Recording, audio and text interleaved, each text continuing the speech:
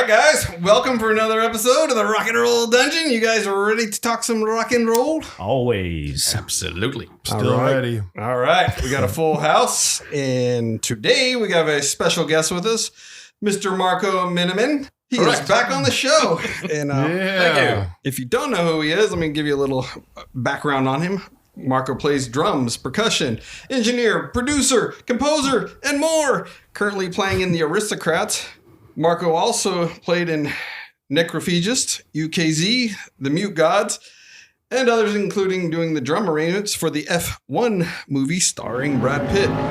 Hans Zimmer composed the score for the movie. Marco was hired to contribute his drumming and percussion. Check out episode number 72 where we do a deeper dive into Marco and what he's got going on. But tonight, he's going to be a co-host.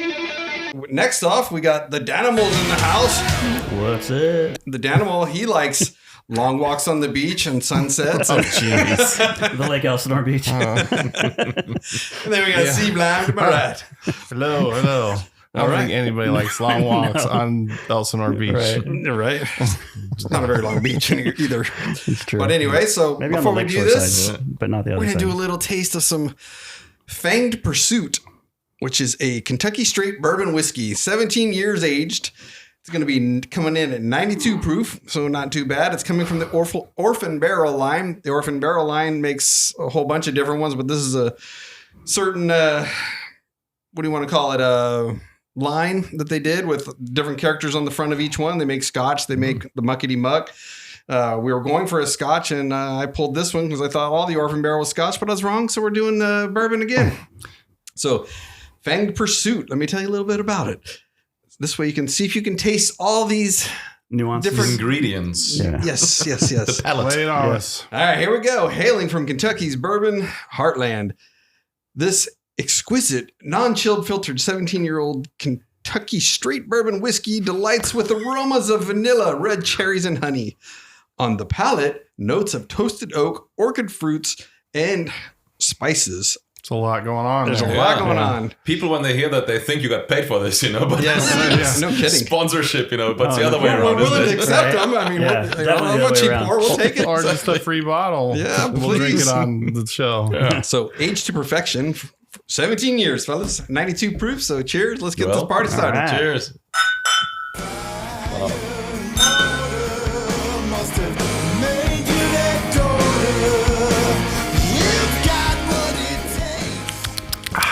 Ooh, pretty good. I like it. Yeah. Really good. Oh, yeah. Yeah, that's really good. Ooh, man. Now quite it's nice. smooth, but then it does come back to me It's warm, anyway. though. It Perfect. really- yeah. Perfect on It's a night wonderful. like this. Yes. All right, let's go. Attention, Kiss Army. The Rock and Roll Dungeon podcast presents Alive in the Dungeon. Little recap on Saturday night. We did the Rock and Roll Dungeon Presents Alive in the Dungeon at the historic Hemet Theater. We had Sugar Fix playing there, their new up-and-coming band.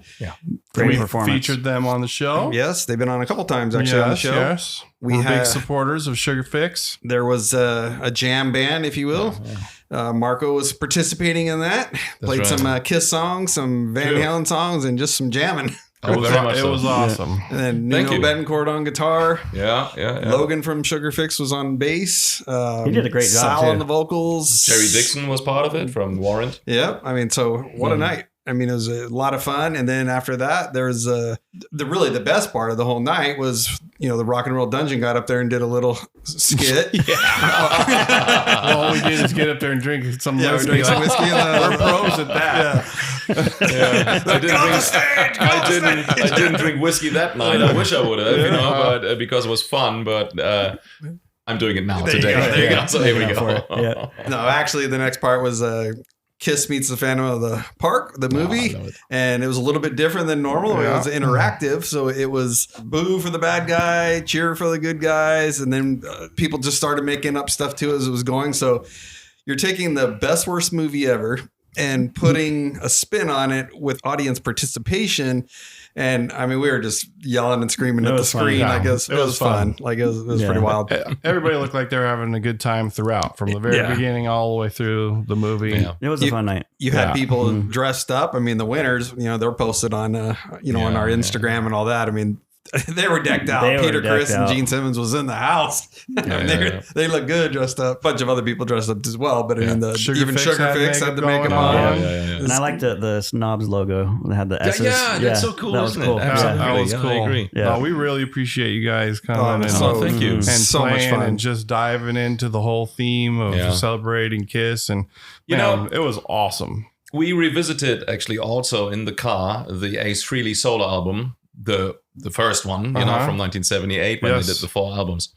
And I was confronted with that album recently a few times because John Five, he invited us to the Motley Crue show in Las Vegas. And so in his dressing room, there were like Kiss posters, and there was a Eddie Van Halen poster, and on the door, the Ace Frehley solo album poster. Oh. It's also like the only solo album that I have also as a t-shirt, and I know I was wearing one. You I was were wearing one that wearing night. it, yeah. and there is something so special about that album because in a way it is almost like a grunge album that came out in 78. It could have been in the 90s released, and it could have been, easily one of the cool hip grunge bands by the time. It's actually not even that. It's timeless. When you listen back to it, it has like punk meets hard rock meets musician stuff. It's just like really cool. It's a player's album. Yeah, and wasn't that also the one a fun album. That one when we did the head-to-head? Because we did a head-to-head episode where we did all 4 solo records against each track other. by track, and the Ace one. Oh yeah, the Ace one out without a doubt. I mean, Paul Stanley's album is fairly good, I thought too. Yeah, I Paul's think my favorite album. Paul is a Just good album. the songwriting and the and Gene's is not bad. I like Gene's. Peter's is a little. We're waiting for that rock record. It's coming.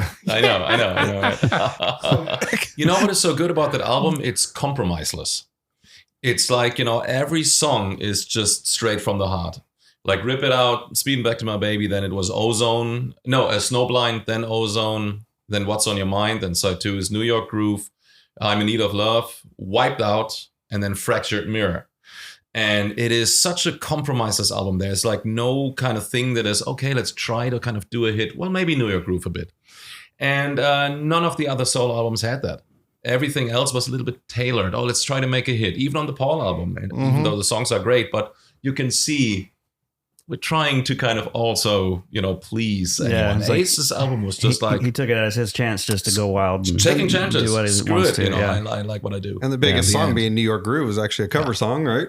So cover song, and actually the only song on the album that kind of didn't fit with what Marco's saying. Right. And he was against it at first. Yeah. He had to get talked into it by Eddie Kramer. Only top 10 hit from all the 4 solo albums. Man, when that album came out, because the only Ace we had heard at that point was Shock Me. Yeah. Because they introduced Float Ace on the vocals. Yeah. And that was just the album, right before. You had Rocket Ride. That was on the 4th side of Alive 2. the Kiss Alive 2. So you did have that. But you didn't have a plethora of Ace-driven songs. Right. But you had several albums full of Paul and Gene.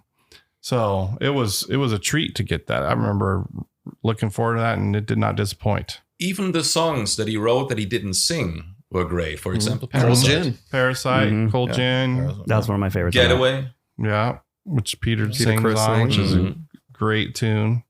What did you guys think? I mean, the show itself. I mean, I had a blast, and I particularly enjoyed watching everybody else have a blast. It just the whole environment felt good. It felt like a party, and everybody was having a good time, and people seeing each other that hadn't seen each other in a long time. So you had a lot of elements of that, and then of course Sugar Fix, and then of course Nuno and Marco coming up.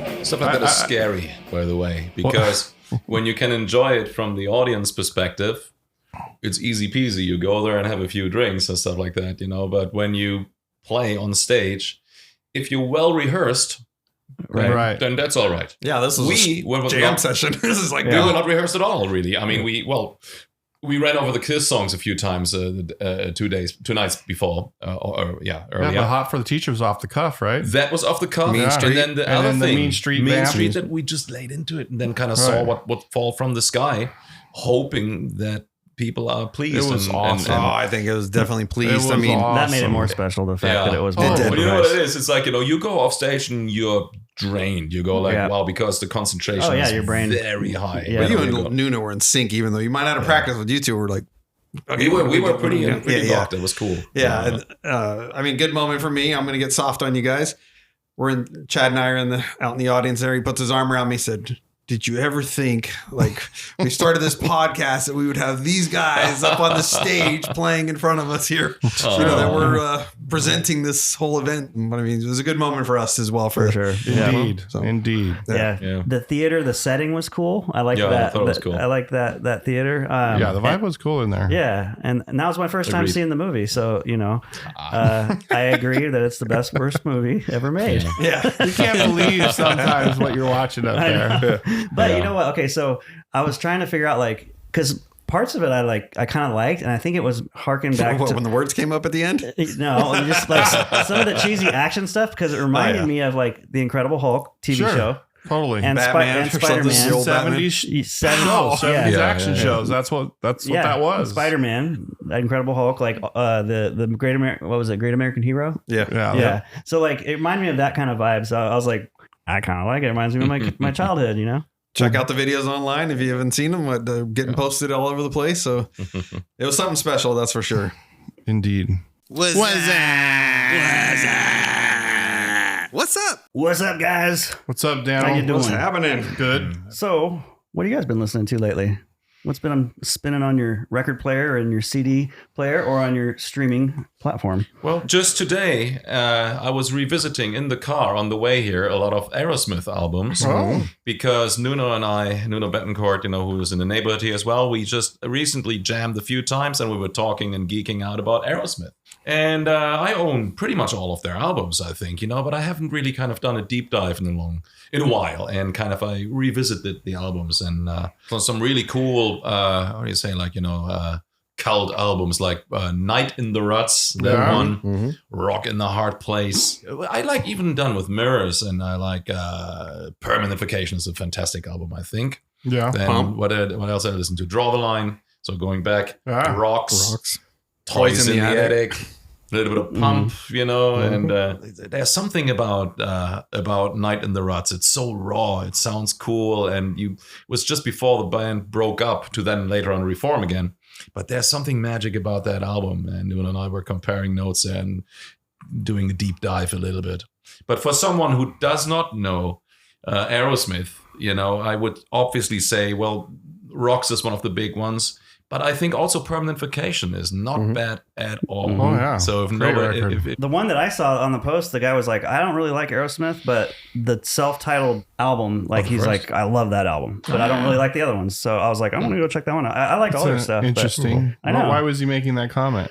I have no idea. That album just resonated with him, I guess. So I'm going to go check it out and see, try to figure out why he would say something like that. The one with Dream On it then, right? The first one. I think so, yes. Yeah. Yep. Although it didn't become a hit when it was first released. Really? On the first album. Yeah. It was re-released later because they knew it was something, but they waited till they were a little more popular and then it got re-released. Gotcha. It's Aerosmith's Freebird. Yeah, it is for sure. In a way, the thing that Stairway to Heaven or Bohemian Rhapsody was for Queen and Led Zeppelin was that song for Aerosmith. I would say so, yeah. And I revisit Queen often because it's one of my favorite, if not my favorite band. Yeah. So what's your favorite Queen record? That is so difficult. I would say every album from, especially, I like songs from the other albums as well, but the run from Queen to 1974, Sheer Heart Attack, 1974 as well, and Night at the Opera, 75, A Day at the Races, 76, News of the World, 77, Jazz, 78, Queen Life Killers, 79, and The Game came out in 1980. And then also Hot Space, which was released 81, and then the tour was 82. I saw Queen actually twice with Freddie. But these albums all hold a special place in my heart. But I think, especially News of the World, I really have to mention because I guess that is literally the album that made me get into music and made me want to play. That's awesome. Yeah. That's a good record. Yeah. And the packaging of that record's cool too. I remember as a young kid, you open up that gatefold and the monster's reaching in. Yeah, the robot there. It's got Queen Yeah, in his that was hand one of the and ones stuff. that my daughter gave me. I was like, really? Okay. I remember passing that around the neighborhood, just looking at it. Yeah. I've been listening to Queen album Jazz a lot. I think One that's of my an favorites also. awesome one. Queen 2, obviously, like you said. Yeah. But right now, like today, I was actually listening to the new Hailstorm album. Like, you know, Good record. it's a great record. I I've mean, gotta first check them song out out of the more. gate, killer, and then it goes into Everest, the Wow, title cool. of the album. Yep. Well, what about you, Chad? Well, we've got a segment coming up in the future called Catching the Third Wave with Rusty Bones. And he's assigning us records that we missed out on Oh. so that we could talk about them, give a little bit of a review, a little discussion on it. So I've been listening to Tora Tora and I've been listening to Steel Heart. Were those two that you recommended already? Yep. Okay, so I Tora got Tora Wild America and Steel Heart Tangled in Rains. Okay. Those are the two that to he start doing my He's homework. been assigned us to assigned. start off with. All right. Sounds good. So in future episodes, Catching the Third Wave with Rusty Bones. Nice. Yeah, I've Looking been into the crystal ball.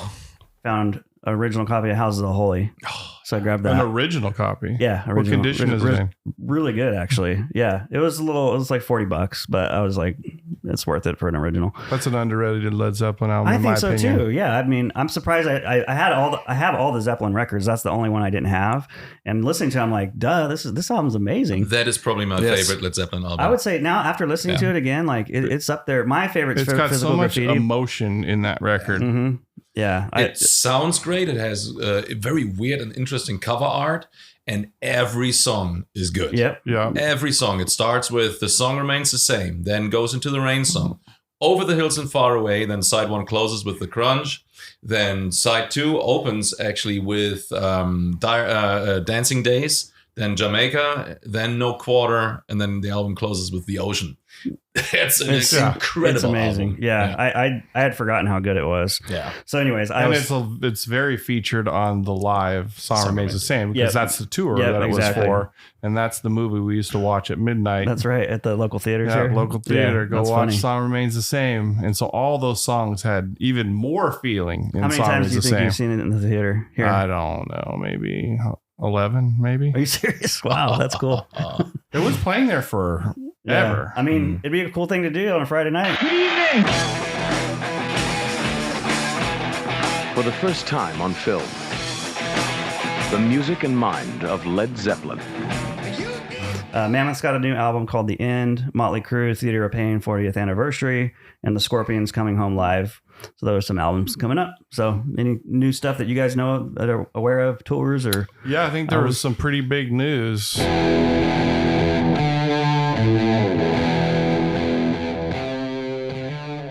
That's right. Yeah. Pretty big. After 10 years, Yep. their last tour was their 40th anniversary, which they did, I think, on the 41st year. But now they're coming back for the 50 years. And who might that be? Rush.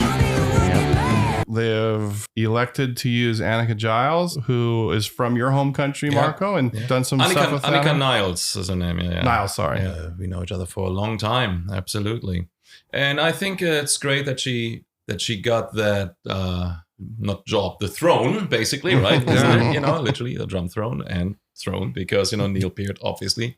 But I thought it's a really, really, really cool thing, you know, because everybody was expecting anyone but her. Everybody was kind of going for either way, Mike Portnoy, Mike Mangini, myself, or all kinds of, and it was actually on the table, but also the Aristocrats are touring exactly at the same time. It is a very interesting task or to take on, you know, to kind of really fill the shoes of Neil Peart. Right. He was so essential for the major catalog of the band, not only as a drummer, but also as a lyricist. It doesn't matter if he's dead or alive, you know, obviously people would like to see someone going out with Rush, you know, but it is, I tell you what, it's probably not easy. You got to have a thick skin, you know, because people will just already just tear talking you about apart, you know, you will be part of judgment, Yeah, you know, definitely. and so I think, you know, taking Annika was like a very in a very positive meaning, as left field choice that nobody would expect, and I think it's cool. I do too. Yeah. They're playing a lot of the shows like 4 times in each city. Oh Yeah, wow, wonderful. As they're going, like it's Well, 4 they added times. those just from the announcement. They only had 2 at the forum here in California, and then 4. they had 4 before it even went on sale. I think it's like 4 in Chicago or something like that. 4 in I think after Texas. 10 years, there might have been a little apprehension to like who's going to be interested, and they didn't realize, hey, we're all here and we're all interested. Of course, We haven't gone anywhere. Well, I worked with Alex Lifeson already for so many years. He plays on a bunch of my albums, and we did a song even together. And it was a thing, he said, even that was not even that long ago, but about a year ago, I guess it was, where there were like a lot of rumors out that I would join Rush for a tour, to that degree that I even reached out to Alex. It was like, what's going on there? And he was like, we're thinking about it, but I don't think it's going to happen, but he says like, but you're on top of my list. But to be very honest, I don't think that was even kind of on the table by that time. I guess it was really, I hope at least, a conscious decision from their side, to go with someone completely else that was completely unexpected. And I absolutely love that. Like, now I'm sounding repetitive, but I can only kind of stress that once more, that I think it's really cool. Yeah. Awesome. Well, looking forward to whatever comes of it. Yes. 4x4. 4x4. 4x4. 4x4. 4x4. All right. Our 4x4 today is the best heavy metal or hard rock album release of 1970. So we're going to start our series. We already did the 80s. We did those as bonus episodes. This time we're going to put it right in the episode, and we are going to start with 1970. Rusty, was this difficult for you? You were 1 year old. I'm 1 year old, so I mean, 1970. it's not like I've got a lot to say. Like, this is my music I'm growing up on. And much less hard rock records being released than in the It's the 80s. start of it, really, right? I mean, this is the beginning. You could say that. Yeah. Marco, what do you think? I would like to kind of think that all of these albums are good that I'm going to mention, so I don't kind of give them a ranking in that kind of sense, I guess. Just but give us one. I'll start. They're all good, but we're ranked. Okay, we rank them. I'll start with Paranoid by Black Sabbath. Okay. Fantastic album, 1970.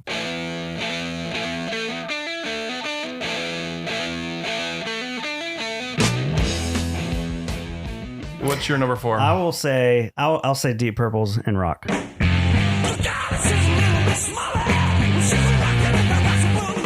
Great record. For my number 4, I have Black Sabbath, Black Sabbath. Of course, you got the song Black Sabbath on there, which kind of started that feel and that vibe. The Wizard, Wicked World. Number 4, Black Sabbath, the debut record. Number 4, Rusty, what do you got? Number 4, I agree with Marco. I got Black Sabbath, Paranoid. This is the second album released from Black Sabbath in 1970. Yeah. And it's also their second album. So it's a little of both.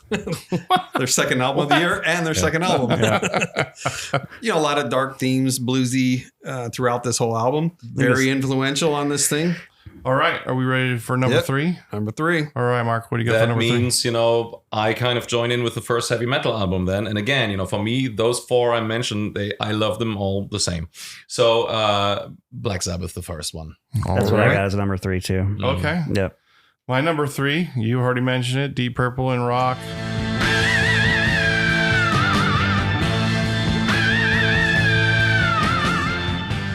That album has Child in Time on it. Man, that song just, especially when you first hear it, it just does something. Mm-hmm. Hard Loving Man's on that record. Rusty? All right, well, I'm going to go with number 3 being Led Zeppelin 3 because it is number 3 and it's my third pick. Anyway, no, Led Zeppelin 3. I see. Very logical way to choose. It's a lot different of an album. It's a lot lighter. It's a great Celebration album Days still. on there. Since I've been loving you. Gallows Pole kicks off side 2. So number 2. Well, I'm so mad at Rusty right now because, he kind of, beat me to it because I wanted to name Led Zeppelin. So I'm going to name Led Zeppelin in the next round and we'll tell my experience about Led Zeppelin 3. So I'm going to name also Deep Purple in Rock, for various reasons, obviously, great songs and it's a fantastic album. And there you go. That would be my number 2. Another pioneering record. For sure. Yeah. Well, I've got Led Zeppelin 3 for number 2. As do I. Led Zeppelin 3 is an album that I came to appreciate much later. Led Zeppelin 4 was the first album I had, and then after that was Song Remains the Same, and then I listened to Song Remains the Same like over and over and over. And then I got Led Zeppelin 3 much later, and I have to admit it was a little bit of a letdown. I mean, it broke out of the gate with Immigration Song. I don't know why I said that way. It's the movement. It's what's going on. Something's happening. Yeah, I was a little disappointed when I first heard it because I wasn't expecting something so mellow. But, as music infiltrates you, you become a musician, you become to appreciate it much differently. And so that's my Led Zeppelin 3 experience. Great album now, but just didn't fully connect then. So number 2 for me is Black Sabbath, Black Sabbath. This was the first album released for them. We're just going to repeat but it's going to be number 2. This is probably the most repeats we've had. This is the ever. most repeats I think we've ever well, had. in the 70s, you got not as many records come out. And the other hard rock records that'll come out in our honorables, they don't match these records, in my opinion. So all these records are huge, pioneering records. Yeah, so number 8 in the UK on the Billboard, and then number 23 in the US for that album. Again, Black Sabbath, the heavy tune that started the whole movement of heavy metal music. Done with the tritonus chord. The Forbidden 3. Yeah. That's the one. Number one. And there you go. Number one is number 3. Which is Led Zeppelin 3. I was a little bit confused as well when I heard it at first as a child, and because it was more mellow, than I expected, especially side 2, but it's still brilliant, And actually, there are some real rockers on it, and it's also, I think, the first album, if I remember correctly, Jimmy Page said that they found their true identity with that. They couldn't be compared with any other blues records or rock and roll records because I can see that. And that was the Immigrant Song. Mm-hmm. Because, what happened, and this is kind of a thing, in the late 60s especially, bands didn't really have like iPhones, or they couldn't kind of, just go through the internet and kind of, browse whatever they would like. They had to go to the listening stations, hear what they liked, and then go to the rehearsal space and then make their own version of it. And so they got compared about Whole Lotta Love, that riff existed, or that and this and that. Everybody was copying just bands. But Jimmy Page said the Immigrant Song was all of a sudden when nobody could compare them anymore. That was their own kind of style. And so there's something very special about Led Zeppelin 3, kicking off with Immigrant Song. Very compromiseless, just straight in your face, like what Zeppelin often did. Going into this beautiful, haunting France song that morphed into this cool rocker, Celebration Day. Then going into I Can't Quit You, Babe. And then going into Out on the Tiles, which is a fantastic rock song. Side 2, kicking off with Gallows Pole, has this really cool up-tempo kind of pulse. Going into Tangerine, which is such a beautiful piece of music. And, then it gets into That's the Way, for example, which is great too. And those other folk songs, but there's something really special about that album. And it is, while it might not be the hard rock album that people expect, it is still a rocker, and it's a great album. Yeah. So, there you go.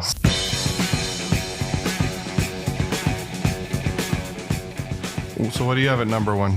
I got Paranoid for number 1. Okay. Yeah, a lot of really good songs on that album. You and I are very aligned today. I also have Paranoid as number 1. Obviously, you got War Pigs, which has got the epic intro. And then obviously the big songs, Paranoid, Iron Man, Fairies Wear Boots. That's a good Black Sabbath record. Absolutely. And it's my number 1. Rusty, what's your number 1? Out of all these times we've done this, many, many times, I don't think we've ever agreed on 4 albums. Might not be the same order, but I think all 4 albums have been the same for all of us. And I'm going to stick with that and go with Deep Purple in rock. It would be my number 1 choice. This could be also the foundation for metal. I mean, we could say Black Sabbath. Both bands are part of that. So, Sure. That's heavy music. No question. This is the version known as Mach 2 for Deep Purple and Richie Blackmore. That's the version of Deep Purple. Yeah. You got the 2 Ians. You got Roger Glover and John Lord. I mean, what a great lineup. So like you just said, yes, for sure. And you already mentioned the songs, so I won't go into it more. Yes, Richie Blackmore. So, I mean, like I said, I was I love them all the same, pretty much, Right. I mean, yes. Well, how about some honorables? Richie Blackmore's out. We got any others to mention that came out in 1970 that aren't pioneering rock records like these 4 are?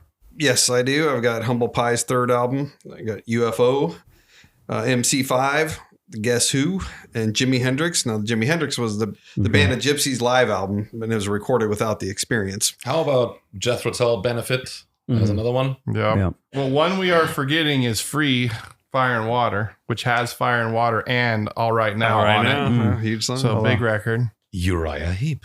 Yes. Yeah. Yep. Very heavy, very humble. Yeah. All right. Well, for the next several weeks, our 4x4, we're going to go through the 1970s. So next time we come around to this series, it'll be 1971. All right. This is the featured subject. Okay, it's our featured subject, and we got a big subject to tackle. This is our second installment of our Discography Desirables. This is the mighty Led Zeppelin. The Zeppathon is when you sit your ass down and listen to all 9 Zepp albums in a row. The thing that every true fan must do at least once in their lifetime. The pilgrimage to heavy metal Mecca. We're going to go through, and we are going to choose our favorite song from each release. Think you can do that, Dan? It was not easy, but it wasn't like super difficult. What about you, Marco? How do you? I love so many songs of the albums. It's hard for me to single them out, but I will do literally a spontaneous kind of thing and just kind of blurt out whatever comes to mind first of the favorite songs of these albums. Awesome. Okay. Very nice. This is impossible. It's a tough one. Tough. It's going to change. Yeah. There were certain records that were easier than others. There were some records, like for me, House of the Holy was very difficult to choose. How can And you? all these albums really, we did this next week. It could be a different list. Absolutely. Yeah. All right, we're going to start with the debut record, Led Zeppelin. What? Yes, aka Led Zeppelin 1, but of course it's just called Led Zeppelin. It was the first album, debuted in January 1969. This was the first record, so it hit number 6 in the UK on the charts and only number 10 in the US. But it would never go that low again. The singles from this record were Good Times, Bad Times, and Communication Breakdown. Mr. Rusty, what's your most desirable track from this album? The two you picked are, obviously the singles. Those are the singles they released. And they're great, both of the songs. I went with Communication Breakdown. Okay. But I will put a little plug in, Dazed and Confused, which is a trippy acid song, whatever it is that they're on. But the came from Whatever it is. best movie ever, Dazed and Confused. Yeah. But couldn't have that song on the When I think movie. of Dazed and Confused and I think movie, I do not think Dazed and Confused. I think Song Remains the Same. And that's an epic part of that movie. I think, all right. That's what I'm saying. Dazed and Confused. The movie. Marco, what song will you single out for the debut? I would have to choose from Communication Breakdown, Dazed and Confused, How Many More Times, and Good Times, Bad Times. I think I pick Communication Breakdown because it's so compact and has such a strong drive. I love it. It was, and that's what I'm gonna pick now. Okay. Yeah. That's what I got too. Just the guitar riff. All three of you guys went Wow. Communication Breakdown. Just love No that riff. breakdown here. That guitar riff is I'm awesome. going to veer from that. This is not a driving song. I love the emotion of this song. Babe, I'm going to leave you is what I'm pulling Wonderful. out. That's a great song. Yeah. You ever heard that version with Great White? They do Yes. a great job with that song too. Great White always did a good job with Led Zeppelin covers. They do. Yeah. I mean, it sounds like them. I Their think that style was fits, yeah. was Jack's biggest influence, the singer of Great White, of He course. could have been in a Led Zeppelin Rest in tribute peace. band. All right, let's go to sophomore record, Led Zeppelin 2. Came out in October of the same year, 1969. Went to number 1 in both the UK and the US. The singles from this record was Whole Lot of Love and Living Love and Made. What is your single from this album? So this one I'm torn on. So I just said the whole album. No, I went with Could do Whole that Lot with of, all of them. yes, Whole Lot of Love. It's the opening song. It's the opening riff, and it's just Fun to such play. a great riff. Whole Lot of Love. Thank You followed closely behind. Yeah. My favorite tracks from the album are What Is and What Should Never Be, Living Loving Made, and Whole Lot of Love, and I would go for Whole Lot of Love. Okay. Nice. We are in sync right now. Yeah, we're in sync there on that one. I got Ramble On. Oh, Ramble Yes. On is in that one. Yes. I've got Oh my Ramble On gosh. too. The Yes. dynamic of that. You know, I have to say yeah. that's also one of my favorites. But yeah, I already said Whole Lotta Love. Love the lyrics of that, the whole Lord of the Rings kind of tie in, God. and then the bass line in that song is just You're right. freaking Yeah. great. Beautiful. Just the dynamic from how it starts to the chorus to back to the verse. You know, yeah. just Agreed. really dynamic. Good.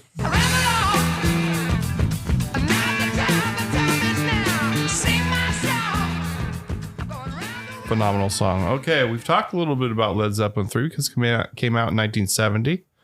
October, to be specific. This album also went to number 1 in both the UK and the US. Only one single from this record, The Immigrant Song. What is Not the the song? immigration song. That was on the B side. Okay. All right. Rusty, Followed by the detention song. Oh God, that's so bad. Mr. Rusty. I went with Ice for this one. I mean, the I immigrants. know, right? I mean, the immigrants one. Ice. I had to.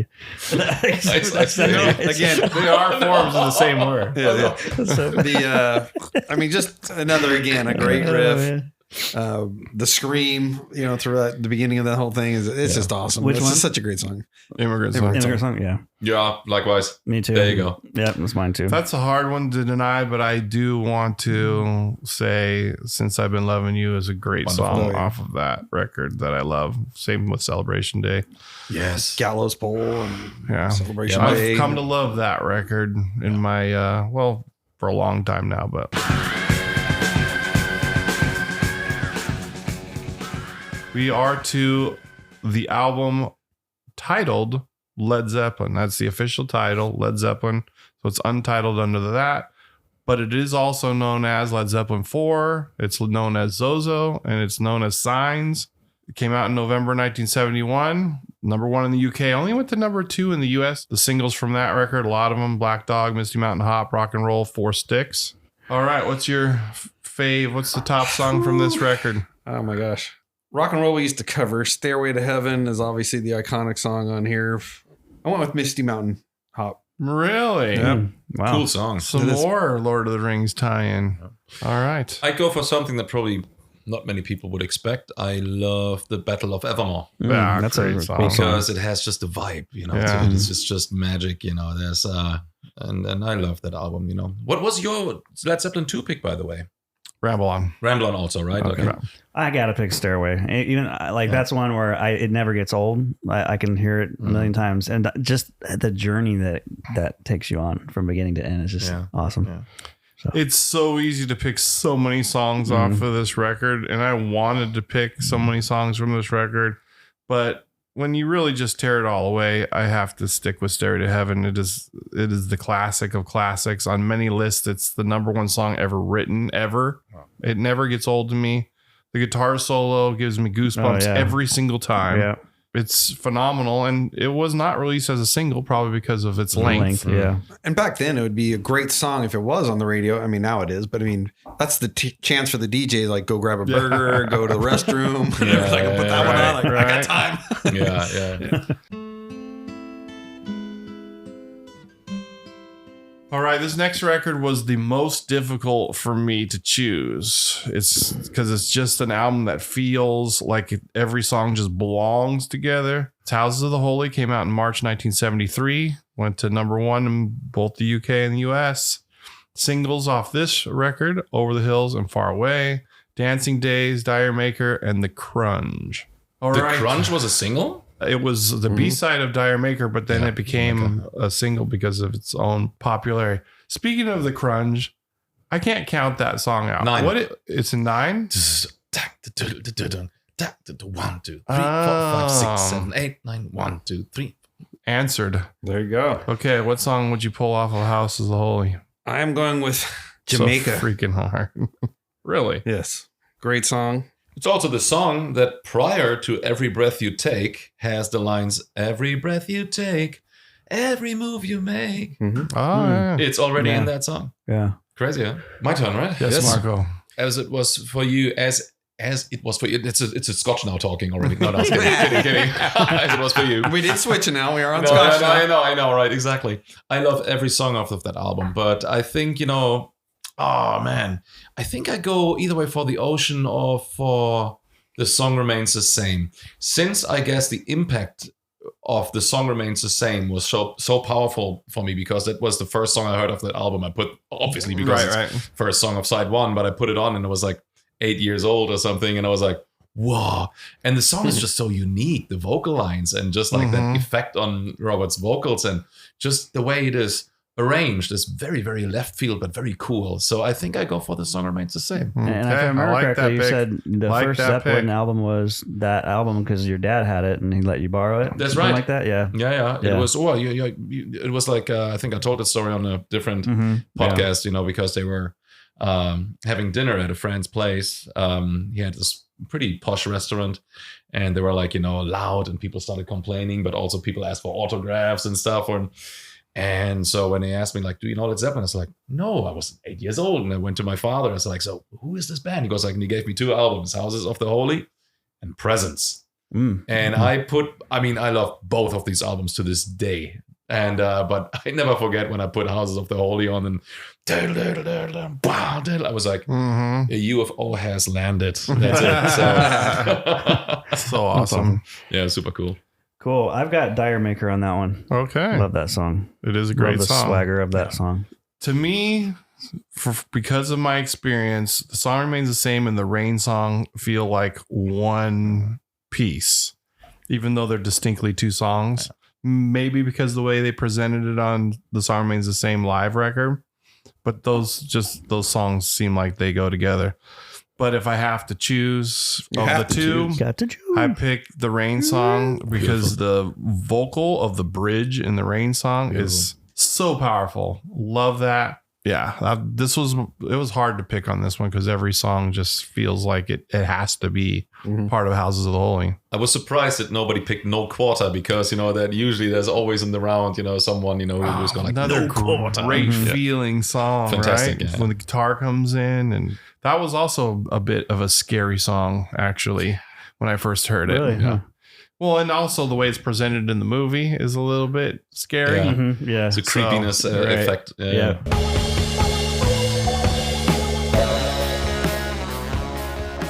All right, We Are Two Presents came out in March 1976. How about Physical Graffiti? Oh yeah, sorry.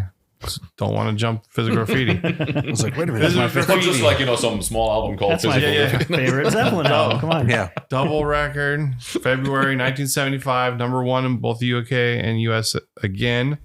2 singles from this one, Kashmir and Trampled Underfoot. Rusty, what are you picking? I'm going with Custard Pie. Layered guitar work, the high energy of the song. I mean, I think it's yet bluesy.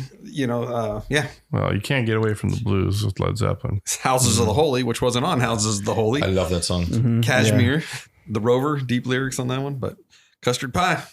Yeah. Okay, Marco, what do you got? So favorite songs of that album would be Wonton Song. I love that song. Then In the Light, Houses of the Holy, Kashmir, obviously, and I think that is such a big trademark and in a way defines Led Zeppelin. So I have to do Kashmir. That's what I've got too. Yeah. Yeah, I couldn't deny Kashmir either. Yeah. I went back through. I mean, I know Physical Graffiti very well, but I just kind of gave it a listen to see how it would feel. Almost trying to pick something different than Kashmir, but Kashmir is just undeniable. Yeah. So I picked a Kashmir as well.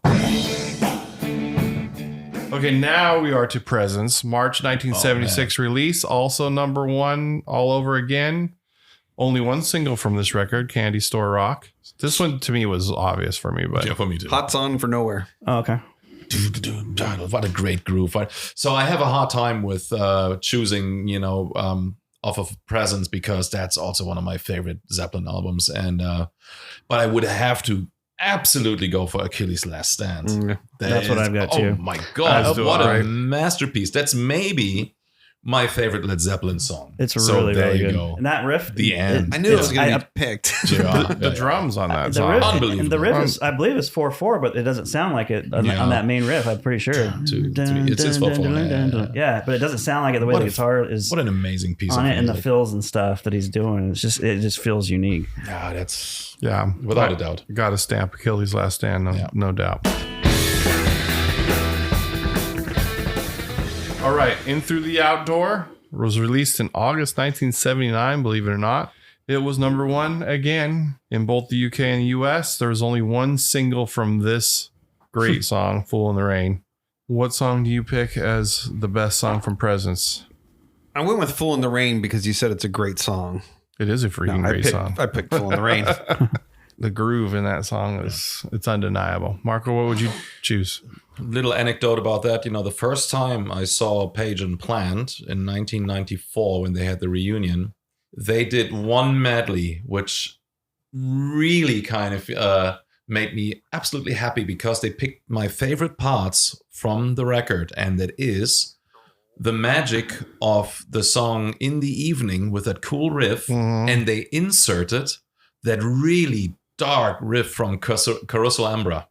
Where it gets really dark. The song is a little bit goofy overall, I think, but that midsection is so dark and evil and cool. And they combined these two pieces, and I was hoping for that they would do something like that. Yeah. If that would have been a song, that would have been my favorite piece of music, but it isn't. So Carousel Ambra is like a long piece of music with that section that is one of my favorite Zeppelin pieces. So overall, I have to pick Fool in the Rain because it's a great song all the way through, and it's a defining drum groove that influenced Jeff Porcaro's Rosanna beat. Yeah, and there you go. Interesting. Wow. I've got In the Evening opening track. Really dig that guitar riff. Yeah, it's great. But it's not Fool in the Rain. I've got to pick Fool in the Rain. Fool in the Evening. After. There you go. And then finally, the great John Bonham passed away in 1980. Finally, he passed away? That's kind of morbid. Well, I didn't mean... It's morbid when you don't let me finish the sentence. Yes. He's dead, all right? So a couple years later, Coda comes out. There was a lot of mixed feelings about this record coming out after John had passed away. Anyways, it did come out in November 1982.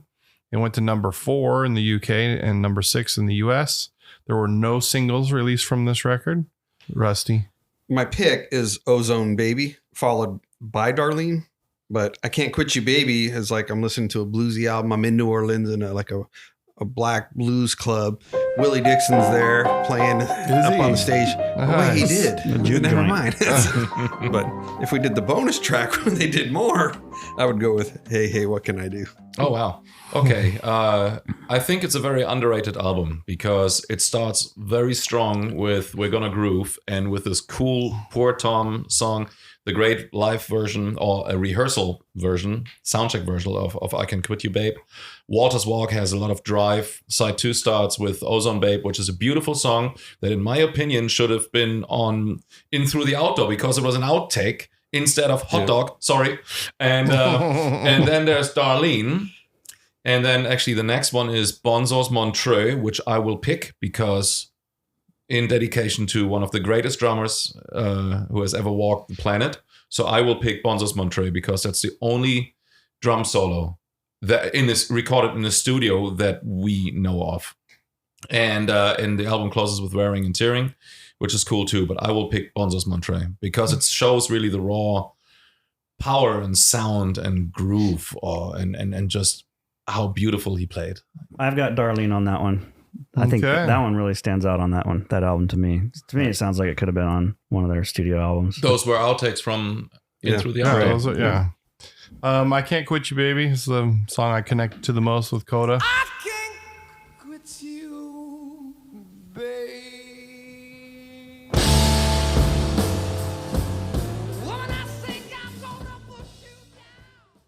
It's not even a record that we chose because it's a live record and we're only doing studio records, but the song remains the same as a masterpiece. How did you like the remixed version that they put out? It's so weird that because I've watched that movie so many times, which has a different sound, obviously. And there's a lot more songs on that remastered one. So I did love all of that other stuff that wasn't on the original one. Although it is a little confusing because I just know the order of the movie. It's cool when you listen to and you know the original live album. You basically know every little detail, what was said between the things. Good evening. Thank you. Does anybody remember Laughed? Managed to do an album called Houses of the Holy, and this kind of stuff. You remember all these little things, Right. and then when they did the remix, some of that stuff was a bit different, Right. but the mix I thought was really good. All of a sudden, you heard the kick drum, you heard everything sounded really powerful. And I was like, whoa! I actually welcomed it. I like both versions, but yeah. That's why I was curious. What And you thought. everything has been remastered now. I mean, a couple times actually. The whole catalog, yeah. There's the remastered versions and then the deluxe they're all versions. masterpieces of classic rock music, and they will forever be. For sure. Yeah, I can't imagine them going away. If the world's still here in 500 years, people will still be listening to it, for sure. Yeah. They will. The world will be here if we're still here. If the world is I don't still think we'll around, be here. Yeah. Us four anyway. Yeah, robots will be listening to it. Yeah, there you go. Exactly. Well, to our listeners out there, if we were way off and missed something that we should have mentioned, let us know. But that is our discography desirables for the mighty Led Zeppelin. That was fun. Ooh, Thanks that was really, all really you cool. guys for your input. Yep. That was fun. The Dungeon recommends. Final segment, the Dungeon Recommends.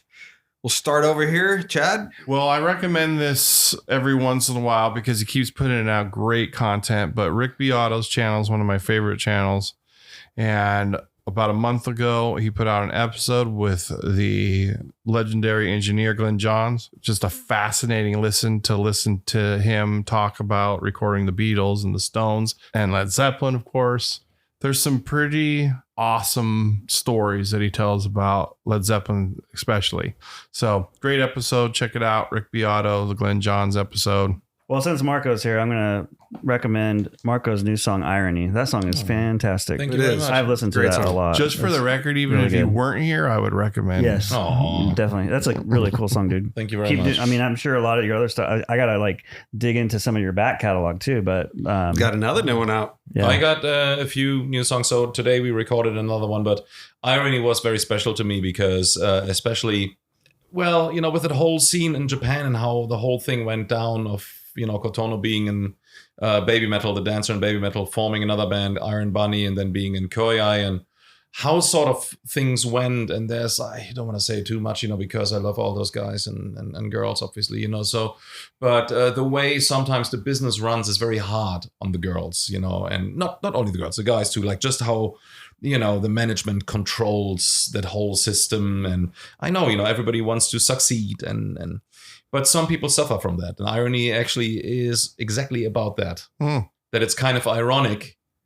Don't sort you of think? Quitting that system, right? Quitting that system, but coming back with something with a powerful message. And that's why I wrote that song. And I guess it is powerful enough, otherwise you wouldn't mention it. So that made me very happy that you said that. Tell the listener where they can find this song if they don't have it already. Right now it's on my Bandcamp. So Marco Minnemann 1, Bandcamp. That's basically that. And you can find it everywhere online. You just need to Google it. I have a very, very good cast there actually as well. So it's Kotono on vocals. Then that's Guthrie Govan, my guitar player from the Aristocrats. Amazing guitar. I play guitar on that one too. Then David Pastorius, who's Jacko's nephew. Yeah. Talking about legacy, right?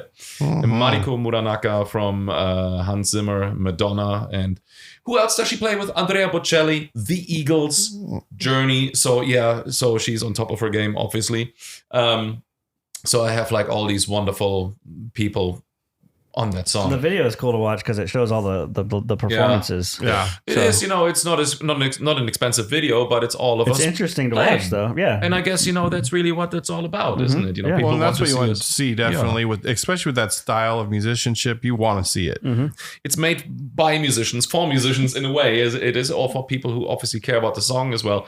But I find it really weird these days when people kind of then dress up and go into the desert and play the guitar, obviously not being plugged in, and kind of do that kind of thing. I go might as well just kind of show us in the studio. That's what people want to see. It's anyways. organic and raw. How you created the that's more song. authentic nowadays. I think that people want to see that. That's what it is. It reminds me of MTV when they would get all crazy with the scripted videos and so on and so forth. Yeah. And all you wanted to do was Just watch see the them band play play. live. Yeah. Just give me live footage of them playing. Right. Yeah. It was the time when the music videos were more expensive than making the album Right. during the MTV days. Yeah. And isn't it funny? or ironic, no pun intended, to see it now going back, that when you make an expensive videos, people rather see you hang at your whiskey bar here and go, oh my God, look at that thing. Wow. So what do you recommend?